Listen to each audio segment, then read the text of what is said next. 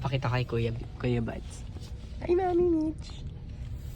Tapos, yan, straight ka, bubuksan ko muna. Yan. Medyo matagal to eh. Ewan ko bakit laging ganyan yan. Hindi kaya sa battery? O, kakapalit lang. Ito, lapit ka ng phone. Ayun. Ayan na, ito na pala. Minsan kasi delayed. Ayun din. Sa amin din, ganun eh. Parang ang tagal. Tagal kong isa dito. Mm-mm. Ano ba problema nito? Yan. Anong number nyo? Kanan ka ulit. Right. Right side. Right side namin. Tandaan Tapos natin punta yan. ka sa ramp. Kanan, tapos yung P2 ramp. Ah. P2 ramp. Itong P2 ramp na to. Tapos pag lalabas, ganun lang din eh. I-reverse lang namin. Lalabas mo. Doon na sa kabila. Sige. P2 ramp. Okay. Kakanan kami. Tapos kaliwa ka dyan.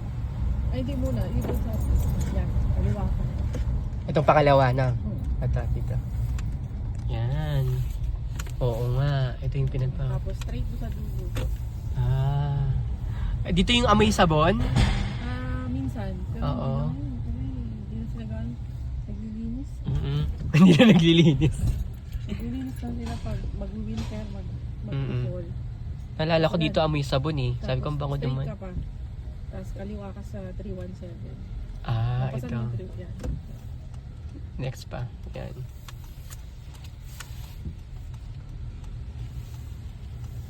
Punta ka sa yan 323. Yan Itong parking lot. 323. Ito? Ay.